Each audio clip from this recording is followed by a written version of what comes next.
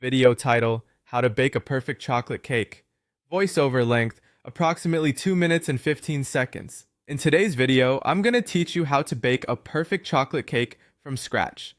Whether you're an experienced baker or just starting out, these straightforward instructions will help you create a delicious and moist chocolate cake that will impress anyone who tastes it.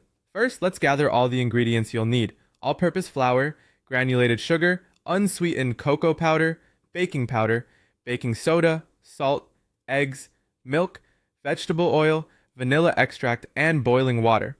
Having everything ready before you start will make the baking process much smoother. Now preheat your oven to 350 degrees Fahrenheit. Make sure your oven rack is positioned in the middle of the oven. This helps ensure even baking. Grab two 9-inch round cake pans and grease them. You can use butter or nonstick spray for this. Once greased, lightly dust them with some flour to prevent your cake from sticking. Now in a large mixing bowl, you'll want to sift together the dry ingredients. That's the flour, sugar, cocoa powder, baking soda, and salt. Sifting helps to aerate the mix and ensure there are no lumps, making for a smoother cake texture. Next, it's time to add the wet ingredients. Crack your eggs into a separate bowl to ensure they're fresh, then add them to your dry mix.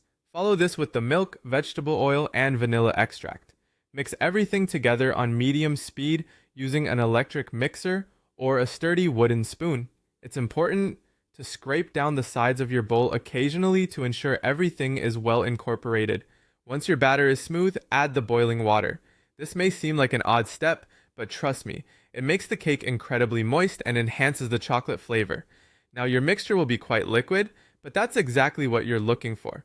Pour the batter evenly into your prepared cake pans. It's really crucial to divide the batter as equally as possible to ensure even cooking. You can use a kitchen scale if you have one for precise measurements.